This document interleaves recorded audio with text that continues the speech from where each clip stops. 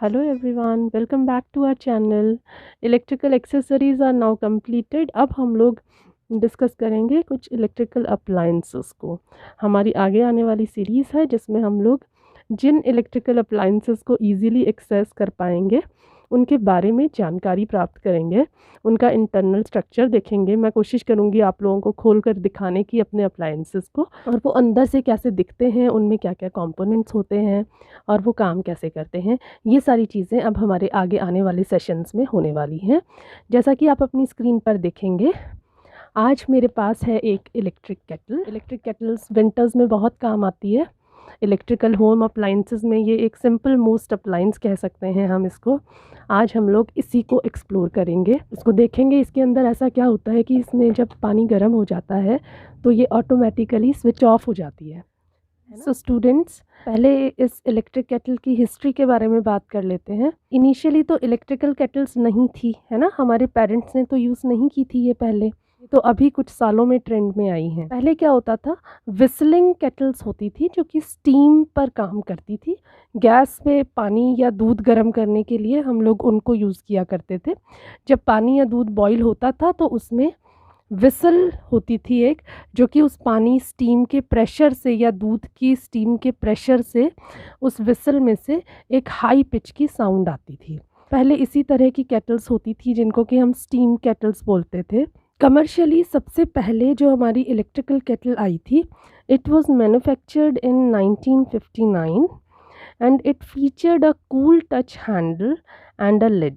Cool touch handle और ये lid होने से क्या हुआ कि इससे जो कंज्यूमर है, क्योंकि इसके अंदर जो भी पानी या दूध रहने वाला है वो काफ़ी गर्म रहने वाला है ना, तो हैंडल और लिड किस लिए लगाया जाता है कि यूज़र कंज्यूमर उसको कोई इंजरी ना हो, गर्म पानी या गर्म दूध से उसके हाथ ना जले। सो स्टूडेंट्स, ये तो बताने की आप लोगों को ज़रूरत है नहीं कि इन इलेक्ट्रिकल केटल्स ने हमारी लाइफ को कितना आसान बना दिया है।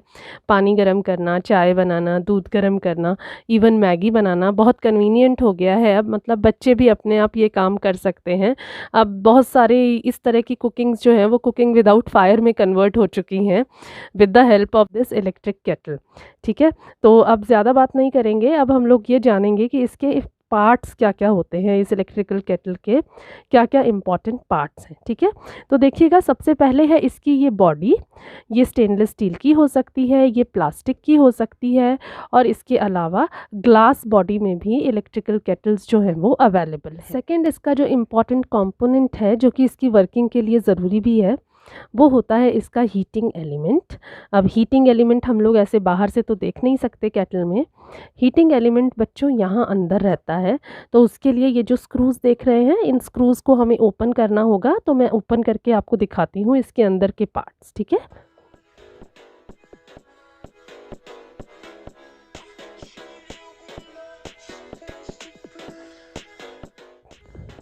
अब ज़रा ध्यान से देखिएगा बच्चों, ये जो पोर्शन आप देख रहे हैं, कंसील्ड हीटिंग एलिमेंट रहता है। मतलब हम एलिमेंट को बाहर से नहीं देख सकते कि वो कैसा दिखेगा, है ना, वो इस असेंबली के अंदर सील किया हुआ रहता है। तो इसका मतलब ये वाली जो केटल्स हैं, अगर इनका एलिमेंट ख़राब हो जाता है तो उस केस में हम उस एलिमेंट को रिप्लेस नहीं कर सकते। ठीक है, हमें फिर केटल ही रिप्लेस करनी पड़ती है, नो अदर ऑप्शन। अब इसके अगले पार्ट्स बताती हूँ मैं आपको। इसके बाद है इसका ये ऑन ऑफ स्विच। ठीक है, ये यहाँ से सप्लाई के साथ कनेक्टेड है। ये ऑन ऑफ स्विच कौन से स्विच का एग्जांपल है बच्चों? ये एक वन वे स्विच है। ठीक है, वन वे स्विच है, एक बार ही ऑन होता है, एक बार ही ऑफ होता है, दैट्स इट। तो जैसे हमारे लाइट स्विचेस होते हैं उसी तरह का ये एक स्विच है, इसका बस डिज़ाइन डिफरेंट है। ये देखिए, ये आपका हीटिंग एलिमेंट है, और इसकी ये देखो सप्लाई जो है वो इस हीटिंग एलिमेंट के थ्रू जा रही है मेरे स्विच में, है ना। ये देखिए, मैंने हैंडल का भी स्क्रू निकाल दिया है कि ताकि मैं आपको दिखा पाऊँ कि यहाँ पर ये स्विच है मेरा, उसके सप्लाई जा रही है उस तक। एक ये छोटा सा इम्पॉर्टेंट एक कंपोनेंट होता है इसका इंडिकेटर, ये एक नियॉन लैंप होता है, और ये जैसे मैंने अभी डिसअसेंबल किया था, ये यहाँ पर देखिएगा, यहाँ पे स्पेस है इसके लिए ना, इसमें फिक्स हो जाता है, तो हमें पता चल जाता है कि अभी हमारी केटल जो है वो ऑन है। यहाँ पर लगा हुआ है एक इंटेलिजेंट स्विच जिसे कि हम लोग कहते हैं थर्मोस्टेट। ठीक है, वो थर्मोस्टेट क्या करता है, वो थर्मोस्टेट मेरा इंटेलिजेंट स्विच है।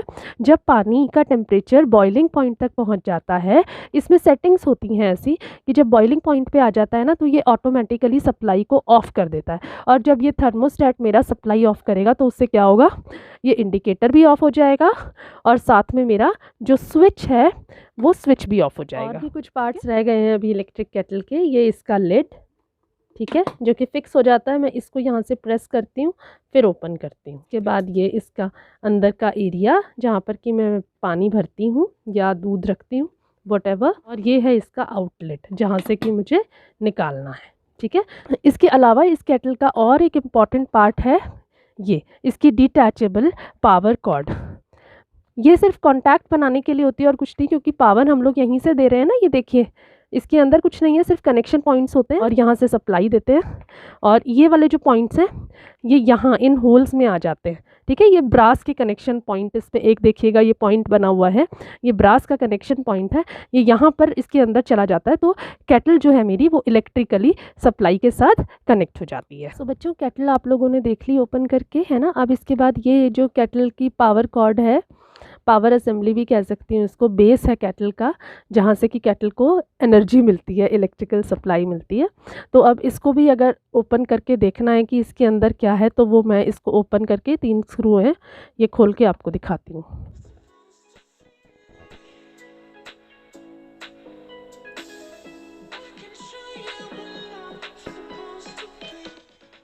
तो देखिए, तीनों स्क्रूज खोल लिए। देखो इसके अंदर क्या है। इसके अंदर मेरे ये इलेक्ट्रिकल केटल का पॉइंट यहाँ आ जाता है और यहाँ पे क्या है, ये देखो, ये देखिए, ये एक मेटल स्ट्रिप है। तो एक इलेक्ट्रिकल कांटेक्ट जो है वो बिल्डअप हो जाता है मेरे सर्किट के साथ। ये मैंने सप्लाई कनेक्ट की हुई है ना, देखो ये लाइन है, फेज़ है, और ये वाला न्यूट्रल है। बस, तो अभी मैं आपको इसका सर्किट डायग्राम भी दिखाती हूँ कि एज अ सर्किट हम लोग अपनी इलेक्ट्रिकल केटल को कैसे रिप्रेजेंट कर सकते हैं।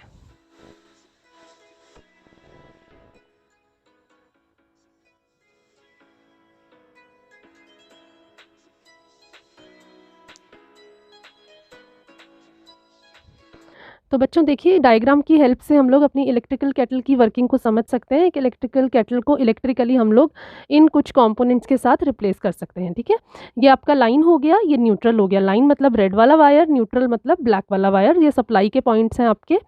सबसे पहले कनेक्ट करती हूँ मैं ये स्विच। ये वही वाला स्विच है जो मेरा, ये देखिएगा, केटल के हैंडल पे था। इस स्विच में सप्लाई गई।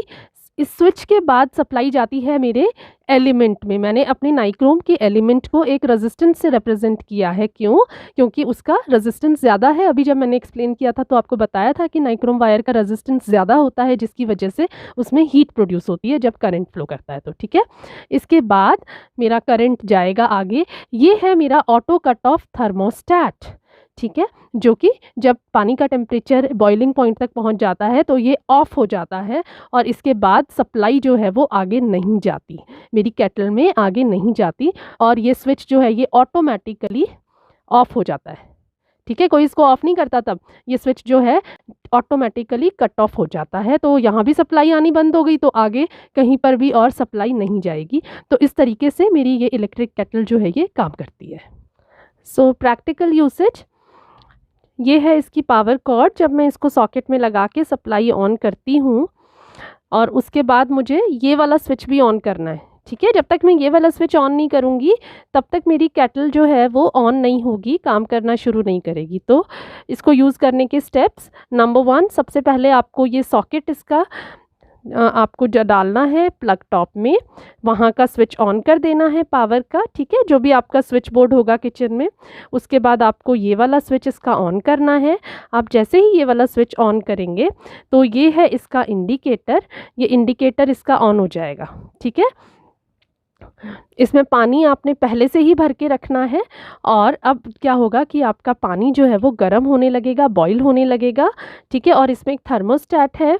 पानी देखिए गर्म कैसे होता है, इसके नीचे मैं आपको खोल करके दिखा चुकी हूँ कि थर्मोस्टेट है और आपका एलिमेंट है ना। तो और यहाँ पर ये देखिएगा, ये है एक कंडक्टिंग सरफेस जो कि हीट को बहुत अच्छे से कंडक्ट करता है और हीट ट्रांसफ़र हो जाती है आपके उस एलिमेंट से आपकी केटल की बॉडी में, जहाँ पर की है पानी, तो वो पानी गर्म होता है, ठीक है। और जब वो टेम्परेचर बॉइलिंग पॉइंट तक पहुंच जाता है तो उसके बाद ये ऑटो कट ऑफ हो जाता है, स्विच ऑफ हो जाता है। इस काम की जिम्मेदारी किसकी है? थर्मोस्टेट की। अब कुछ इम्पॉर्टेंट पॉइंट्स, क्योंकि ये इलेक्ट्रिक केटल है, इलेक्ट्रिकल एनर्जी यूज़ हो रही है, तो इसको एफिशिएंटली कैसे यूज़ करना चाहिए उसके बारे में कुछ बात कर ली जाए। देखिए, केटल का साइज़ इससे बड़ा भी हो सकता है, इससे छोटा भी हो सकता है। ये 1.8 लीटर्स की है, 1 लीटर की भी आती है, 800 ml की भी आती है, ठीक है। ज़रूरी नहीं है कि आप इसे हमेशा ऊपर तक फिल करें और उसके बाद ही यूज़ करें। जितनी आपको पानी की रिक्वायरमेंट है, चाहे वो 1 ग्लास हो या 2 ग्लास हो, आप लोग उतना ही पानी इसमें डालें और यूज़ करें। क्यों? क्योंकि जितना कम पानी होगा ना, उतनी जल्दी वो गर्म हो जाएगा, ठीक है। तो इलेक्ट्रिसिटी उतनी ही कम यूज़ होगी।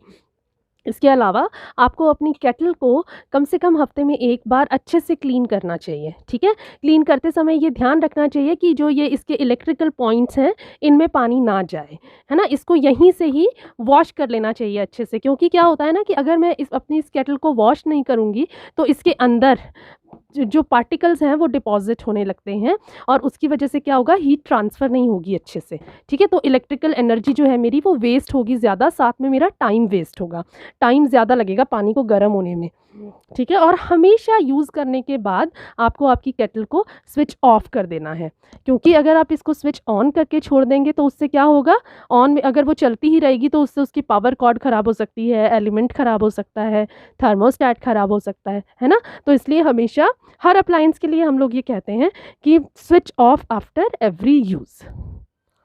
सो बच्चों, अभी आप लोगों को कुछ फैक्ट्स बताते हैं इस केटल के, इलेक्ट्रिक केटल्स के बारे में। देखो, इलेक्ट्रिक केटल्स जो है ना, इलेक्ट्रिसिटी तो बहुत, एनर्जी तो बहुत यूज़ करती है, ठीक है, पानी बॉईल करने के लिए, लेकिन हमारा काम जल्दी से हो जाता है, टाइम सेविंग होता है और इजी होता है, कन्वीनियंट होता है। इसी वजह से हम लोग इन केटल्स को यूज़ करते हैं। अब कुछ फिगर्स हैं मेरे पास कि देखिए, इलेक्ट्रिक केटल में पानी को बॉईल होने में सिर्फ 2.5 मिनट्स का टाइम लगता है, ठीक है। और कितनी एनर्जी लगती है, जैसे मान लीजिए ये वाली जो मेरी केटल है ये 1800 वॉट्स की है, यानी कि 1.8 किलोवाट की है। तो इतनी एनर्जी में हम लोग एक माइक्रोवेव को 8 मिनट्स तक एनर्जाइज रख सकते हैं, ठीक है। उतनी एनर्जी इस केटल को 2.5 मिनट में यूज़ करनी होती है, जितनी एनर्जी मेरा माइक्रोवेव 8 मिनट्स तक यूज़ कर सकता था। इसके अलावा जितनी एनर्जी में ये केटल पानी बॉईल करती है, उतनी एनर्जी में मैं अपना लैपटॉप 20 मिनट्स के लिए एनर्जाइज रख सकती हूँ, ठीक है। और बड़ी हैरानी की बात है कि उस 2.5 मिनट में जितनी एनर्जी मेरी इलेक्ट्रिक केटल ले लेती है पानी बॉईल करने के लिए, उतनी इलेक्ट्रिकल एनर्जी में एक एलईडी लैम्प मेरा 10 आवर्स तक ऑपरेट कर सकता है, ठीक है। तो एनर्जी यूसेज थोड़ा सा ज़्यादा है, इसलिए हमेशा सोच समझ के यूज़ करें, जितनी रिक्वायरमेंट हो उतना ही यूज़ करें। इसलिए एफिशिएंटली कैसे इलेक्ट्रिक केटल को यूज़ करना है वो आपको मैंने बता दिया है। इसके बाद एक इलेक्ट्रिक केटल कितनी पावर कंज्यूम करती है, ये किस फैक्टर पे डिपेंड करता है। एक इलेक्ट्रिक केटल जो है उसकी पावर रेटिंग डिपेंड करती है सबसे पहले तो उसके एलिमेंट पे, ठीक है। उसका एलिमेंट कितना बड़ा यूज़ किया है मैंने, कितना हैवी है वो एलिमेंट, कितना उसका रेजिस्टेंस है, ठीक है। और दूसरा पॉइंट है, दूसरा जो इम्पॉर्टेंट फैक्टर है वो होता है आपकी केटल का वॉल्यूम। जैसे कि केटल्स बड़ी भी होती हैं, छोटी भी होती हैं, है ना, अलग अलग साइज़ेस में अवेलेबल हैं। 800 ml की भी होती है, 1 लीटर की भी होती है, ये वाली थोड़ी बड़ी है, दिस इज़ ऑफ 1.8 लीटर, ठीक है। तो जितनी बड़ी होगी केटल, जितना उसका साइज़ ज़्यादा होगा, जितना ज़्यादा पानी होगा, ऑफ कोर्स उतनी ही ज़्यादा इलेक्ट्रिसिटी यूज़ होगी, है ना। तो इसलिए कौन कौन से फैक्टर्स हैं जिन पे पावर कंजम्पशन डिपेंड करेगी?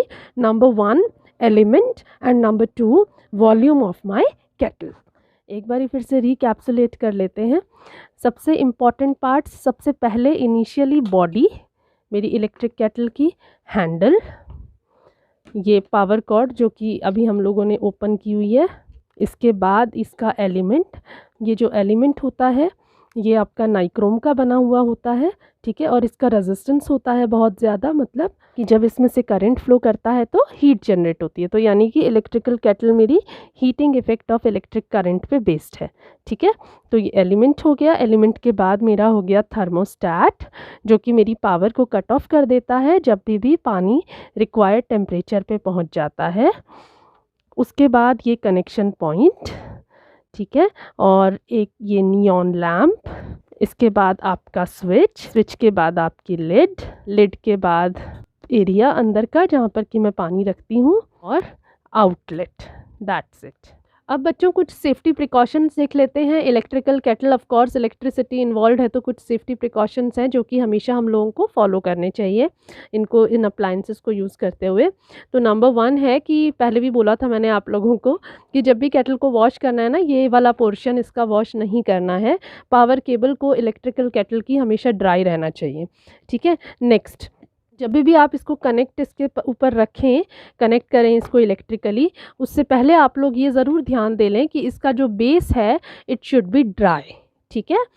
इसके बाद केटल को हमेशा बेस के ऊपर ठीक से रखना है, ये आराम से फिट हो जाता है, ओके, क्योंकि जब आप इसके ऊपर अच्छे से रखेंगे तभी वो इलेक्ट्रिकली कनेक्ट होगा, ठीक है। नेक्स्ट, कभी भी एम्प्टी इलेक्ट्रिकल केटल को प्लग इन नहीं करना चाहिए। मतलब अगर इलेक्ट्रिकल केटल खाली है और आपने इसको स्विच ऑन कर दिया तो उससे उसका एलिमेंट ही ख़राब होगा और कुछ नहीं होगा, ठीक है। तो इसको एफिशिएंटली यूज़ करने के लिए भी ये पॉइंट है, और ये एक सेफ्टी प्रिकॉशन भी है कि जब आपकी इलेक्ट्रिकल केटल खाली हो, एम्प्टी हो, उस केस में उसको प्लग इन कभी भी ना करें। सो स्टूडेंट्स, आज की वीडियो में हम लोगों ने एक बहुत ही इम्पॉर्टेंट इलेक्ट्रिकल अप्लायंस के बारे में बात की, इसके इंटरनल पार्ट्स को देखा है ना, और इलेक्ट्रिक केटल से रिलेटेड कुछ इंपॉर्टेंट फैक्ट्स को देखा। इलेक्ट्रिकल अप्लायंस है तो प्रिकॉशंस फॉलो करने चाहिए, हम लोगों ने उन प्रिकॉशंस को भी डिस्कस कर लिया। इसको एफिशिएंटली यूज़ कैसे करना है ये भी हमने देख लिया। लेकिन अभी हुआ क्या है ना बच्चों कि इसको जब से मैंने ओपन करके दोबारा से असेंबल किया है ना, तब से इसने काम करना बंद कर दिया है। एक्चुअली कुछ इसका कनेक्शन हिल गया है, तो अब एक और वीडियो बनानी पड़ेगी हमें। तो नेक्स्ट वीडियो में हम लोग इस इलेक्ट्रिक केटल को with the help of some basic tools troubleshoot करेंगे, टेस्ट करेंगे कि कहाँ प्रॉब्लम है, ठीक है। तो जुड़े रहिएगा हमारे साथ, मिलते हैं एक और नई वीडियो में। तब तक के लिए बाय, टेक केयर।